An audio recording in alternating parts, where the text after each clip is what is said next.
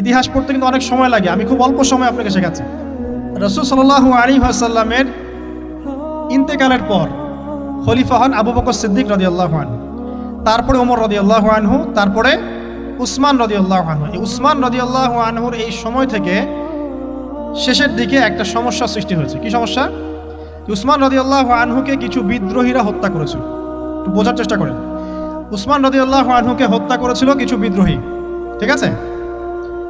যিনি নবী সাল্লাল্লাহু আলাইহি ওয়াসাল্লামের জামাই, দুইজন মেয়েকে বিয়ে করেছেন, যিন্নুরাইন, তাকে হত্যা করেছে কিছু বিদ্রোহী। এরপরে খেলাফতের দায়িত্বে আসেন আলী রাদিয়াল্লাহু আনহু। কে আসেন? আলী রাদিয়াল্লাহু আনহু। আলী রাদিয়াল্লাহু আনহু দায়িত্ব নেন এই মক্কা মদিনা এই জায়গাটুকুর উপরে। তার হাতে সাহাবা একরাম বায়াত করেন। কিন্তু ওই দিক বলতে বোঝাচ্ছে সিরিয়া, শামের দিকে, সেদিকের গভর্নর ছিলেন মুয়াবিয়া রাদিয়াল্লাহু আনহু। কি নাম? মুয়াবিয়া রাদিয়াল্লাহু আনহু। তিনিও কিন্তু একজন বড় মাপের সাহাবী, ঠিক আছে? তো মুয়াবিয়া রাদিয়াল্লাহু আনহু সেখানে নিজে সেখানকার খেলাফতের দাবি করেন। আলী রাদিয়াল্লাহু আনহু হাতে বায়াত তিনি করেননি। আলী রাদিয়াল্লাহু আনহুকে বারবার একটা বিষয়ের চাপ দেওয়া হচ্ছিল যে উসমান রাদিয়াল্লাহু আনহু শাহাদাতের আগে বিচার করতে হবে, হত্যাকারীর বিচার করতে হবে। তো এখানে একটা দ্বন্দ্ব, মানে একটা পলিটিক্যাল দ্বন্দ্ব সৃষ্টি হলো। ওইদিকে মুয়াবিয়া রাদিয়াল্লাহু আনহু তিনি খেলাফতের দাবিদার হয়ে উঠলেন, এদিকে সাহাবায়ে কেরাম সহ অনেকেই আলী রাদিয়াল্লাহু আনহুর কাছে বায়াত করলেন। তো এর ফলশ্রুতিতে দেখা যায় আলী রাদিয়াল্লাহু আনহু তার রাজধানীটাকে কুফায় নিয়ে যান, ইরাকের কুফায়। তো ইহুদিদের ইন্ধনের ফলে এক পর্যায়ে দেখা যায় যে আলী রাদিয়াল্লাহু আনহুর এক পক্ষ এবং একদিকে মুয়াবিয়া রাদিয়াল্লাহু আনহুর এক পক্ষ, তারা একটা অনাকাঙ্ক্ষিত যুদ্ধের দিকে চলে যান, ঠিক আছে? এই যুদ্ধটাকে বলা হয় সিফফিনের যুদ্ধ। কিসের যুদ্ধ? সিফফিনের যুদ্ধ। এটা সংঘটিত হয়েছে 37 হিজরিতে। কত হিজরি? 37। এর আগের বছর আবার উটের যুদ্ধ হয়েছে, জাঙ্গে জামাল। তারপরের বছর এই সিফফিনের যুদ্ধ। সিফফিনের যুদ্ধে আলী রাদিয়াল্লাহু আনহু বিজয় লাভ করেই ফেলেছিলেন। এই সময় মুয়াবিয়া রাদিয়াল্লাহু আনহুর দলের মধ্যে আমর ইবনে আস রাদিয়াল্লাহু আনহু তিনি বলছেন যে কোরআন ফয়সালা করবে। কোরআন ফয়সালা করবে, এটাকে কেন্দ্র করে একটা তৃতীয় পক্ষ নির্ধারণ করা হয়, যেটাকে আমরা সালেস বলি। এই মুয়াবিয়া রাদিয়াল্লাহু আনহুর পক্ষে একজন, তার নাম আমর ইবনে আস রাদিয়াল্লাহু আনহু, এবং আলী রাদিয়াল্লাহু আনহুর পক্ষে একজন, তার নাম হচ্ছে আবু মুসা আশআরী রাদিয়াল্লাহু আনহু। তারা গিয়ে একটা তৃতীয় পক্ষ করে মীমাংসা করতে চাচ্ছে যে আমরা কেউ যুদ্ধ চাই না, আমরা ভাই ভাই, আমরা সবাই মুসলিম উম্মার ঐক্যের খাতিরে এখানে একটা সলিউশনে আসবো। তো সলিউশনে একটা আশা হচ্ছিল যে ঠিক আছে, উভয়েই পদত্যাগ করবে, নতুন খলিফা নেওয়া হবে, ঠিক আছে? তো এরকম একটা কথা চলছিল। কিন্তু মুয়াবিয়া রাদিয়াল্লাহু আনহু তিনি তার যে দাবি, এটা ছাড়তে চাচ্ছেন না। এইদিকে আলী রাদিয়াল্লাহু আনহু দলের মধ্যে কিছু মানুষ, প্রায় 12,000, তারা এই দল থেকে বের হয়ে গেল যে আমরা আলীকেও মানি না রাদিয়াল্লাহু আনহু, মুয়াবিয়াকেও মানি না রাদিয়াল্লাহু আনহু, এই আমর ইবনে আসকেও মানি না রাদিয়াল্লাহু আনহু, এবং এই আবু মুসা আশআরী তাকেও মানি না, আমরা কাউকেই মানি না। এবং এদেরকে বলা হয় খারেজি। কি বলা হয়? খারেজি। তারা এখান থেকে দল থেকে বের হয়ে গেলেন।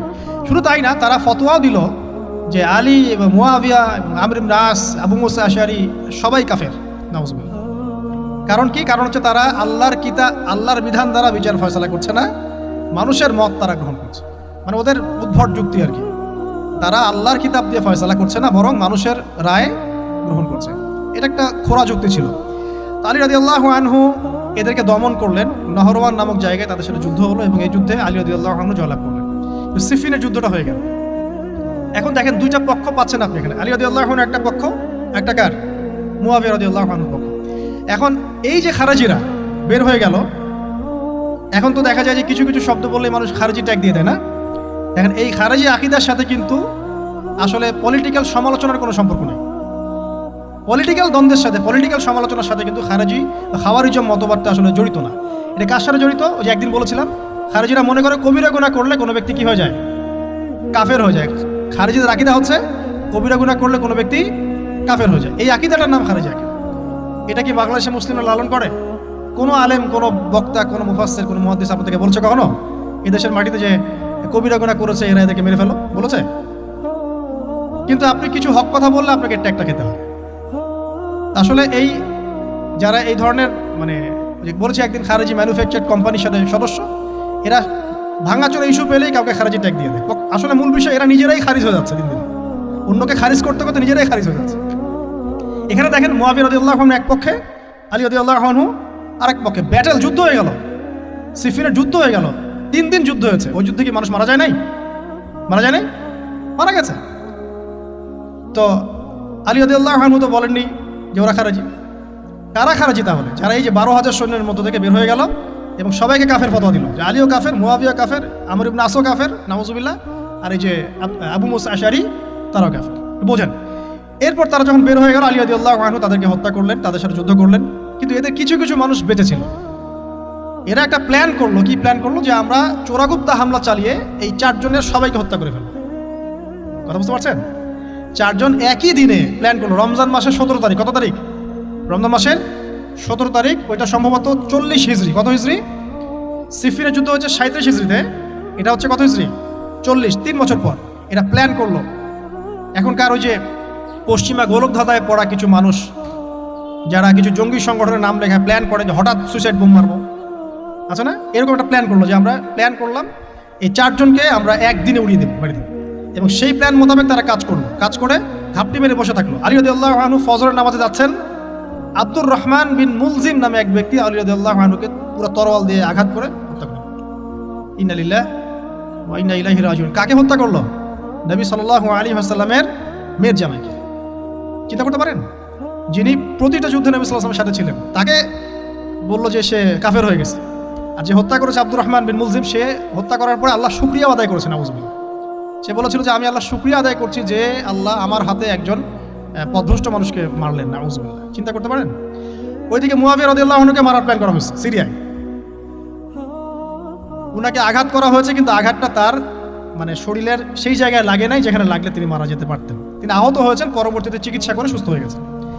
আর এদিকে আমর ইবনে আস এবং আব্দুর রহমান আবু মুসা আশআরী তাদের উপরে হামলা হয়েছে। আমর ইবনে আসের জায়গায় আরেকজন সাহাবী গিয়েছেন নামাজ পড়তে, তিনি ডেড। মানে তাদের উদ্দেশ্য সফল হয়েছে এই জায়গায় যে আলী রাদিয়াল্লাহু আনহুকে হত্যা করা হয়েছে। তো এখন আলী রাদিয়াল্লাহু আনহু যখন নিহত হয়ে গেলেন, তাহলে কে থাকলো এখন? মুয়াবিয়া রাদিয়াল্লাহু আনহু। আচ্ছা, আলী রাদিয়াল্লাহু আনহু চলে যাওয়ার পরে তার সন্তান হাসান রাদিয়াল্লাহু আনহু, কি নাম? হাসান রাদিয়াল্লাহু আনহুর হাতে সাহাবায়ে কেরামের অনেকেই বায়াত করলেন, মানে তাকে খেলাফতের দায়িত্ব দিলেন। তো এবং তিনিও কুফায় রাজধানী, এখানে তিনি আছেন এবং কুফাবাসী তাকে মানে প্রলুব্ধ করছে কিছু কিছু মানুষ যে আপনার উচিত মুয়াবিয়া রাদিয়াল্লাহু আনহুর সাথে যুদ্ধ করা। ঠিক আছে? কিন্তু হাসান রাদিয়াল্লাহু আনহু সেই কাজটা করলেন না। তিনি বলেন না, আমি মুসলিমদের মধ্যে দ্বন্দ্ব চাই না। বরং আল্লাহর নবী একটা ভবিষ্যৎবাণী করেছিলেন সাল্লাল্লাহু আলাইহি ওয়াসাল্লাম যে আমার এই নাতি হাসান মুসলিমদের বড় ফিতনার সমাধান করে দিবে। সুবহানাল্লাহ। কথা বুঝতে পারছেন? তো হাসান রাদিয়াল্লাহু আনহু তখন কি করলেন? নিজে তার যে এই যে দায়িত্ব, খেলাফতের দায়িত্ব, তিনি মুয়াবিয়া রাদিয়াল্লাহু আনহুর হাতে ছেড়ে দিলেন। সুবহানাল্লাহ। তিনি নিজে পদত্যাগ করলেন। ঠিক আছে, আমার ক্ষমতার দরকার নাই, মুসলিমরা আপোষে মারামারি কাটাকাটি থেকে রক্ষা পাক। কিছু শর্ত ছিল ওই চুক্তির মধ্যে, যে মুয়াবিয়া রাদিয়াল্লাহু আনহু যে কাজই করবেন সুরাভিত্তিক করতে হবে, হ্যাঁ, আহলে বাইতদেরকে সম্মান করতে হবে, ভাতা নির্ধারণ করতে হবে, এরকম কিছু শর্ত ছিল। ঠিক আছে? তো মুয়াবিয়া রাদিয়াল্লাহু আনহু মেনে নিলেন। এবার কিন্তু সারা মুসলিম জাহানের কে খলিফা হলেন? কি নাম বলেন? মুয়াবিয়া রাদিয়াল্লাহু আনহু। এবং এরপর তিনি একাধারে 20 বছর খেলাফতের দায়িত্ব পালন করেছেন। কত বছর? 20 বছর। 40 হিজরিতে এই যে আলী রাদিয়াল্লাহু আনহু মারা যান, আর 20 বছর খেলাফতের দায়িত্ব পালন করেন কে? মুয়াবিয়া রাদিয়াল্লাহু আনহু। এই সময় মুসলিমরা অনেক উন্নতি করেছে। এই সময় 1700টার মতো নৌ জাহাজ ছিল মুসলিমদের। সাইপ্রাস দ্বীপ থেকে শুরু করে পর্তুগাল থেকে শুরু করে চায়না, এদিকে আফ্রিকা থেকে শুরু করে পুরো এই যে ভারতবর্ষ, সবই মুসলিমদের। চিন্তা করতে পারেন? পুরো বিশাল অর্ধবিশ্বের চেয়ে বড় জায়গায় শুধুমাত্র মুসলিমদের, এবং তিনি ওটাকে শাসন করছেন। কে শাসন করছেন? মুয়াবিয়া রাদিয়াল্লাহু আনহু। ঠিক আছে? এবার টার্নিং পয়েন্ট। এবার মুয়াবিয়া রাদিয়াল্লাহু আনহু ইন্তেকাল করলেন 60 হিজরিতে। ঠিক আছে? আর এদিকে হাসান রাদিয়াল্লাহু আনহু ইন্তেকাল করেছিলেন 49 হিজরিতে। ইন্তেকালের সময় তিনি তার পরবর্তী দায়িত্বশীল নির্ধারণ করে গেলেন বা নিয়োগ করে গেলেন তার পুত্র ইয়াজিদকে। কাকে? ইয়াজিদকে। এই জায়গাটাতে সাহাবায়ে কেরাম রাদিয়াল্লাহু আনহুর অনেকেই মানেন নাই, কারণ তখন তার চেয়েও যোগ্য মানুষ সমাজে ছিল। ঠিক আছে? তখন আব্দুল্লাহ বিন ওমর বেঁচে আছেন, আব্দুল্লাহ বিন আব্বাস বেঁচে আছেন, আব্দুল্লাহ বিন জুবায়ের রাদিয়াল্লাহু আনহু, বড় বড় জলিল কাদির সাহাবী, তারা তখন বেঁচে আছেন। কিন্তু কি করলেন? মুয়াবিয়া রাদিয়াল্লাহু আনহু, আল্লাহ তাকে জান্নাতবাসী করুন, তিনি তার ছেলে ইয়াজিদকে শাসন ক্ষমতা দিয়ে গেলেন। এই যে শুরু হলো বাবার পরে ছেলে। বুঝতে পারছেন রাজতন্ত্র? শুরু হলো। এবার সাহাবা ইকরামদের মধ্যে অনেকেই এটা মানতে চাচ্ছেন না। যারা মানতে চাচ্ছেন না তাদের মধ্যে আছেন আব্দুল্লাহ বিন ওমর রাদিয়াল্লাহু আনহুর ছেলে, আছেন আব্দুল্লাহ বিন আব্বাস রাইসুল মুফাসসিরিন, আছেন আব্দুল্লাহ বিন জুবাইর বিন আওয়াম রাদিয়াল্লাহু আনহুর ছেলে, এরকম বড় বড় সাহাবী, এবং তারা মক্কা মদিনায়। তো আচ্ছা, এখন এই সাহাবীদেরকে কি আমরা খারিজি বলবো? তারা যে পলিটিক্যালি তাকে সমর্থন করছেন না, পলিটিক্যালি কোনো গভর্নমেন্টের সমর্থন না করলেই খারিজি হয়ে যায়? যদি কেউ বলে আরব বিশ্বের সব যত নেতা আছে এদের মধ্যে অনেকেই ইসরায়েলের সাথে আতাত করেছে, সে কি খারিজি হয়ে যাবে? এই সমালোচনার সাথে খাওয়ারিজমের কোনো সম্পর্ক আছে? যদি কেউ বলে যে পশ্চিমাদের অস্ত্রশস্ত্র নিয়ে মুসলিমরা ইয়েমেনে হামলা করছে, এটা বললে সে খারিজি হয়ে যাবে? যদি কেউ বলে যে মধ্যপ্রাচ্যের কান্ট্রির কিছু নেতা তারা পশ্চিমাদের সাথে চুক্তি করেছে পেট্রো ডলার মনিটরিং সিস্টেম, সে কি খারিজি হয়ে যাবে? যদি কেউ বলে জায়নিস্টদের সাথে আঘাত করে অনেক মুসলিম কান্ট্রি চলছে, তাহলে কি মিডল ইস্টের সমালোচনা করার কারণে একজন ব্যক্তি খারিজি হয়ে যাবে? খারিজি ম্যানুফ্যাকচার্ড কোম্পানি বাংলাদেশে তারা এই সংজ্ঞাই শিখায়, পলিটিক্যাল বিরোধিতা করলে আপনি খারিজি হয়ে যাবেন। অথচ এখানে দেখেন সাহাবা ইকরাম রাদিয়াল্লাহু আনহুম মানছেন না ইয়াজিদকে। এবার ইয়াজিদ কি করলো দেখেন। এবার ইয়াজিদ প্রথমত সাহাবীদেরকে কনভিন্স করার চেষ্টা করলেন। তিনি ওখান থেকে তার দূত পাঠালেন, দূত এসে মক্কা মদিনায় বোঝালেন যে আপনারা মেনে নেন, ভালো হবে ইত্যাদি ইত্যাদি। আব্দুল্লাহ বিন ওমর রাদিয়াল্লাহু আনহু বলেন ঠিক আছে মেনে নিলাম। আব্দুল্লাহ বিন আব্বাস রাদিয়াল্লাহু আনহু বলেন ঠিক আছে মেনে নিলাম। কিন্তু আব্দুল্লাহ বিন জুবাইর রাদিয়াল্লাহু আনহু মানলেন না। তিনি মানছেন না, আমি কিছুতেই মানি না, তার সে খেলাফতের যোগ্য নয়, এর চেয়ে অনেক বড় বড় যোগ্য মানুষ আছে, আমি মানছি না। বরং তিনি এখান থেকে সরে আসলেন। এবার ইমাম হুসাইন রাদিয়াল্লাহু আনহু, যার কথা প্রশ্ন করেছেন, লম্বা উত্তর দিচ্ছি। ইমাম হুসাইন রাদিয়াল্লাহু আনহুর হাতে অনেকে বায়াত করতে চাইল যে আপনি যোগ্য খেলাফতের, ইয়াজিদ যোগ্য না, কে যোগ্য? আপনি যোগ্য। এবং তার হাতে কুফাবাসী বায়াত করতে চাচ্ছে, তাকে ডাকছে আপনি মক্কা থেকে চলে আসেন কুফায়। কুফা কোথায়? ইরাকে। আপনি মক্কা থেকে কুফায় চলে আসেন, আমরা আপনার হাতে বায়াত করব। এবার হুসাইন রাদিয়াল্লাহু আনহু সপরিবারে, তার পরিবার আহলে বাইত সবাই নবীর পরিবারের সদস্য, চিন্তা করেন নবীর পরিবারের প্রায় 80 জন সদস্য, কতজন? তারা এই যে বের হলেন, যাচ্ছেন কোথায়? কুফায়। এবার ওই ইয়াজিদের নিয়োজিত যে গভর্নর ছিল ইরাকের কুফায়, তার নাম আব্দুল্লাহ বিন জিয়াদ। কি নাম? আব্দুল্লাহ বিন জিয়াদ। আব্দুল্লাহ বিন জিয়াদ সে একটা সেনাবাহিনী পাঠালো। সেনাবাহিনীতে সদস্য ছিল 4000। কতজন? 4000। এই 4000 সেনাবাহিনী নিয়ে আব্দুল্লাহ বিন জিয়াদের যে কমান্ডার, তার নাম সম্ভবত আমের বিন, প্রথমে আমের বা ওমর আছে, উমর বিন সাদ এরকম কিছু একটা, সে আহলে বাইতদেরকে ঘিরে ফেলল। কাকে ঘিরে ফেললো? ইমাম হুসাইন রাদিয়াল্লাহু আনহু, তার ছোট ছোট বাচ্চা কাচ্চা, তার স্ত্রী সন্তান এবং আহলে বাইতের সদস্য যারা। আহলে বাইত মানে বোঝেন তো, নবীর পরিবারের সদস্য। এবার হুসাইন রাদিয়াল্লাহু আনহু যুদ্ধ চাচ্ছেন না, তিনি যুদ্ধ চাচ্ছেন না। তিনি বলছেন যে আমাকে তিনটার যে কোনো একটা পথ বেছে নিতে দাও, আমি তোমাদের সাথে যুদ্ধ করতে চাই না। 1 নাম্বার, আমাকে সরাসরি ইয়াজিদের সাথে সাক্ষাৎ করতে দাও, আমি ওর সাথে কথা বলে সলভ করবো, প্রবলেম কি। 2 নাম্বার, আমাকে পথ ছেড়ে দাও, আমি চলে যাই কোনো সীমান্তবর্তী এলাকায়, সেখানে কাফেরদের সাথে যুদ্ধ করবো, জিহাদ করবো, সেখানে মারা যাবো, শহীদ হবো। অথবা আমাকে নিরাপদে আমাকে মদিনায় ফেরত পাঠাও। তার 3টা যুক্তি কি যৌক্তিক ছিল না? তিনি কে? নবী সাল্লাল্লাহু আলাইহি ওয়াসাল্লামের নাতি, যাকে কোলে নিয়ে নবী সাল্লাল্লাহু আলাইহি ওয়াসাল্লাম অনেক সময় খুতবা দিয়েছেন, নামাজ পড়েছেন, চুমু খেয়েছেন। ফাতিমা রাদিয়াল্লাহু আনহার নয়নমণি, চিন্তা করতে পারেন? এবং যিনি জান্নাতের যুবকদের সর্দার হবেন। কিন্তু এই যে আব্দুল্লাহ বিন জিয়াদের যে সেনাবাহিনী, হুসাইন রাদিয়াল্লাহু আনহুর আর্তনাদ শুনল না। 4000 সৈন্য মিলে 80 জনকে কেটে টুকরা টুকরা করে ফেলেছে। একজন শুধু বেঁচে ছিল, তার নাম জয়নুল আবেদিন। কি নাম? জয়নুল আবেদিন। তিনি একজন বেঁচে ছিলেন, বাকি সবাইকে হত্যা করা হয়েছে। 79 জন আহলে বাইতের সদস্যকে হত্যা করা হয়েছে। খারিজি ম্যানুফ্যাকচার কোম্পানি কিন্তু এদেরকে খারিজি বলছে না, যারা হুসাইন রাদিয়াল্লাহু আনহুকে হত্যা করেছে। আপনি মিডল ইস্টের সমালোচনা করলে খারিজি হয়ে যাবে, ওদের শেকড়টা চিনেন এখন। অথচ ওরাই কিন্তু ব্রিটেনের সাথে হাত মিলিয়ে তুর্কিদের বিরুদ্ধে বিদ্রোহ করে ক্ষমতা দখল করেছে, জানেন? 1916 সালে 1916 এরাই ব্রিটেনের সাথে হাত মিলিয়ে তুর্কিদের, অটোম্যানদের বিরুদ্ধে বিদ্রোহ করে, সশস্ত্র বিদ্রোহ করে ক্ষমতা দখল করেছে। ওরা খারিজি হয়ে যায়নি। পড়লে জানবেন সত্য কি জিনিস। এবার আসেন মূল পয়েন্টে আসি। এবার যে হত্যা করেছে ইমাম হুসাইন রাদিয়াল্লাহু আনহুকে, সে বর্ষার আগা পর্যন্ত, বর্ষার মাথায় হুসাইন রাদিয়াল্লাহু আনহুর মস্তক উঠিয়ে ধরে এটাকে নিয়ে ইয়াজিদের কাছে গিয়েছেন। চিন্তা করতে পারেন? ইয়াজিদ যদিও বা এটার আদেশ কিন্তু করে নাই, সে ওই মস্তক থেকে আটকে উঠেছিল। এটা তুমি কি করছো? আমি তো এটা করতে তোমাকে বলি নাই। উবাইদুল্লাহ বিন জিয়াদ এই কাজটা করেছে। এখানে আমরা ইয়াজিদকে নিষ্পাপ বলতে পারি না, বিকজ একজন শাসকের আন্ডারে যখন কোনো ক্রাইম হবে এর একটা দায়ভার তো তার উপর পড়বেই। যদি এটা মেনে নেই যে সেখানে টেকনোলজি ছিল না, অনেক দূরের পথ, খবর পাওয়া যায় নাই, সেটা অন্য ইস্যু হতে পারে, কিন্তু পরের ঘটনাগুলো আমাদেরকে অন্যদিকে নিয়ে যাবে। মনে রাখেন, এই ঘটনাটা হৃদয় বিদারক। এটা হচ্ছে এই 10ই মুহররমের একটা হৃদয় বিদারক ঘটনা। এটা ঘটেছে কত সালে? 62 হিজরিতে। কত হিজরিতে? 62 হিজরিতে, 62 বা 61 আর কি। তো দেখেন, নবী সাল্লাল্লাহু আলাইহি ওয়াসাল্লামের ইন্তেকালের 50 বছর পরে এই কারবালার ঘটনা, এই ঘটনাটা কাকতালীয়ভাবে 10ই মুহররমে ঘটে গেছে। আমরা মনে করি যে এটার স্মরণে আমরা আজকের সওম রাখি, আসলে এটার স্মরণে নয়, ওই নাজাতে মূসার স্মরণে রাখতে হবে। ঠিক আছে? তো কারবালা ঘটনা বুঝলেন, এই 61 হিজরিতে এই কারবালার ঘটনা ঘটে, যেটা স্মরণে অনেকে রোজা রেখে থাকে সমাজে। আসলে এটা স্মরণে নয়, নাজাতে মূসার স্মরণে রাখতে হবে ইনশাআল্লাহ তাআলা। আল্লাহ পাক তৌফিক দান করুন, আমিন। এরপর মদিনাবাসী আর মক্কাবাসী এই যে ইয়াজিদের বিরুদ্ধে খেপে গেল। তার কিছুতে তার আনুগত্য মানবে না, কিন্তু ইয়াজিদ চাপ প্রয়োগ করতে লাগলো। এক পর্যায়ে সেই যে মুসলিম বিন উকবাকে পাঠালো 10,000 সৈন্য দিয়ে মদিনায়। 3 দিন সে মদিনা অবরোধ করে রাখলো, সবাইকে বলল যে ইয়াজিদের আনুগত্য করতে হবে, অন্যথায় তোমাদের উপর হামলা করা হবে। নবীর শহরে মুসলিম বিন উকবার নেতৃত্বে পিছনে ইয়াজিদ ছিল। ইয়াজিদের শাসনামলে মুসলিম বিন উকবার নেতৃত্বে 63 হিজরিতে 3 দিন মদিনায় ম্যাসাকার চালানো হয়েছে। মদিনার মানুষকে হত্যা করা হয়েছে।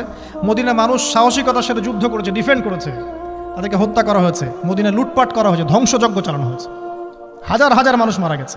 এখন আমাকে বলেন, এই যে মদিনার যে মানুষগুলো এই মুসলিম বিন উকবার সেনাবাহিনীর বিরুদ্ধে দাঁড়িয়েছিল, এরা কি খারেজি ছিল? ওদের শাসকের বিরুদ্ধে যুদ্ধ করলো? উত্তর দেন। এই খারেজি ম্যানুফ্যাকচার কোম্পানিকে বলেন, উত্তর দিতে বলেন। মুসলিম বিন উকবার নেতৃত্বে যে বাহিনী মদিনা আক্রমণ করলো আর মদিনাবাসী যে বীরত্বের সাথে ডিফেন্ড করলো, এখন কি মদিনার সব মানুষ খারেজি হয়ে গিয়েছিল? পলিটিক্যাল দ্বন্দ্বের সাথে খাওয়ারিজমের কোনো সম্পর্ক আছে? মানুষকে কি বুঝায়? শুধু তাই না,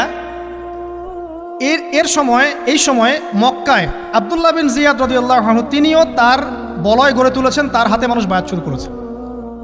আর ইয়াজিদকে মানুষ মানছে না, বলছে আব্দুল্লাহ বিন জুবাইর, তার হাতে আমরা খেলাফতের বায়াত করব। বহু মানুষ আব্দুল্লাহ বিন জুবাইর রাদিয়াল্লাহু আনহুর হাতে বায়াত করা শুরু করলেন। এবং ইয়াজিদ এবার মদিনায় ধ্বংসযজ্ঞ চালানোর পর ঠিক ওই বছরেই, সেম বছরেই আরেকজন ব্যক্তি আছেন হুসাইন বিন নুমায়ের, তাকে কিছু সেনাবাহিনী দিয়ে পাঠালেন মক্কা আক্রমণ করতে। হুসাইন বিন নুমায়ের সেনাবাহিনী নিয়ে মক্কা আক্রমণ করলো। মক্কার কাবা ঘরের গিলাফে হামলা করা হয়েছে, মিনজানিক ছোড়া হয়েছে। তো মদিনায় হামলা চালানোর পর একই বছর ওই 63 হিজরিতেই, আর মদিনায় হামলার যে যুদ্ধটার নাম একটা আছে, এটা বলে দিই, যে মদিনায় যে ইয়াজিদের নেতৃত্বে মুসলিম বিন উকবা হামলা চালিয়েছিল, যখন মদিনাবাসী এটাকে ডিফেন্ড করেছে এবং মদিনা মানুষ মারা গেছে, অনেক শহীদ হয়েছেন, এই যুদ্ধের নাম হচ্ছে হাররার যুদ্ধ। কিসের যুদ্ধ? হাররার যুদ্ধ। এর ওই বছরেই ইয়াজিদের নেতৃত্বে আবারও মক্কায় আক্রমণ করা হয়েছে, যেখানে আব্দুল্লাহ বিন জুবাইর রাদিয়াল্লাহু আনহু তিনি খেলাফতের দায়িত্ব বায়াত গ্রহণ করছেন। সেখানেও মিনজানিক চালানো হয়েছে, হামলা চালানো হয়েছে। মক্কার কাবা ঘরের দেয়ালে পর্যন্ত মিনজানিকের গোলা লেগেছিল, মানুষ জানেই না কাবা ঘরে হামলা হয়েছে। তো আমরা পলিটিক্যালি এই ঘটনাগুলো সমালোচনা করতে পারি। হুসাইন রাদিয়াল্লাহু আনহুর হত্যাকাণ্ড কোনো সাধারণ ঘটনা ছিল না, হাররার যুদ্ধ কোনো সাধারণ ঘটনা ছিল না, আব্দুল্লাহ বিন জুবাইর রাদিয়াল্লাহু আনহুকে মক্কায় আক্রমণ করা কোনো সাধারণ ঘটনা ছিল না। এরপরে আব্দুল মালিক বিন মারওয়ান যখন ক্ষমতায় আসেন, তার প্রায় 10 বছরের পরে, তখন হাজ্জাজ বিন ইউসুফের নেতৃত্বে আবারও এই মক্কায় হামলা হয়েছে। এর নাম শুনেছেন? হাজ্জাজ বিন ইউসুফ। এবার এই হামলাতে আব্দুল্লাহ বিন জুবাইর রাদিয়াল্লাহু আনহু এবং তার অনুসারীদেরকে সবাইকে শহীদ করা হয়েছে। হাজ্জাজ বিন ইউসুফের প্রতিরোধ করার সময় আব্দুল্লাহ বিন জুবাইর এবং তার সাহাবাই, তার সঙ্গী সাথী, তারা কি খারেজি ছিলেন? আব্দুল্লাহ বিন জুবাইর রাদিয়াল্লাহু আনহুকে হত্যা করে রৌদ্রের মধ্যে তার লাশটা ঝুলিয়ে রাখা হয়েছে। আব্দুল্লাহ বিন জুবাইর কি আপনাকে বলি? আব্দুল্লাহ বিন জুবাইর রাদিয়াল্লাহু আনহু জুবাইর বিন আওয়াম রাদিয়াল্লাহু আনহুর ছেলে। জুবাইর বিন আওয়াম কি আপনাকে বলি? জুবাইর বিন আওয়াম হচ্ছেন জান্নাতের 10 জন সার্টিফিকেট প্রাপ্ত সাহাবীর একজন। আব্দুল্লাহ বিন জুবাইর আসমা বিনতে আবু বকর রাদিয়াল্লাহু আনহুর সন্তান। আসমা বিনতে আবু বকর কি আপনাকে জানাই? আসমা বিনতে আবু বকর হচ্ছেন আবু বকর সিদ্দিক রাদিয়াল্লাহু আনহুর মেয়ে। জুবাইর বিন আওয়াম এবং আসমা বিন আবু বকর রাদিয়াল্লাহু আনহু, তাদের সন্তান হচ্ছেন আব্দুল্লাহ বিন জুবাইর রাদিয়াল্লাহু আনহু, যাকে এভাবে হাজ্জাজ বিন ইউসুফের সময় হত্যা করা হয়েছে মক্কায়। এই যে ঘটনাগুলো আপনারা শুনুন। এরপরে যদিও বা পরিস্থিতি ঠান্ডা হয়ে যায় আস্তে আস্তে, এবং আব্দুল মালিক বিন মারওয়ানের সময় তিনিও প্রায় 20 বা 22 বছর ক্ষমতা কাটান, এবং ওই সময় মুসলিমরা এই যে সিন্ধু প্রদেশ জয়, ওইদিকে তারেক বিন জিয়াদের স্পেন জয়, এদিকে আপনার এই যে আমাদের ভারতবর্ষ জয়, এগুলো ওই সময় ঘটেছে। ঠিক আছে, ওইদিকে আমরা যাচ্ছি না। মূল যে জায়গাটা আপনাদেরকে আজকে বলতে চাচ্ছি সেটা হলো এই যে প্রথমত কারবালার বিয়োগান্তক ঘটনার সাথে এই 10ই মুহররমের সওমের কোনো সম্পর্ক নাই। এটা নাজাতে মূসার সাথে সম্পৃক্ত, তবে এই হিস্ট্রিটা আপনার জানা থাকা উচিত, কিভাবে আবু বকর সিদ্দিক রাদিয়াল্লাহু আনহু থেকে এই আব্দুল্লাহ বিন জুবাইর রাদিয়াল্লাহু আনহু শাহাদাত পর্যন্ত ঘটনাগুলো ঘটলো। আল্লাহ পাক আমাদের সবাইকে ঘটনাগুলো থেকে শিক্ষা নেওয়ার তৌফিক দান করুন।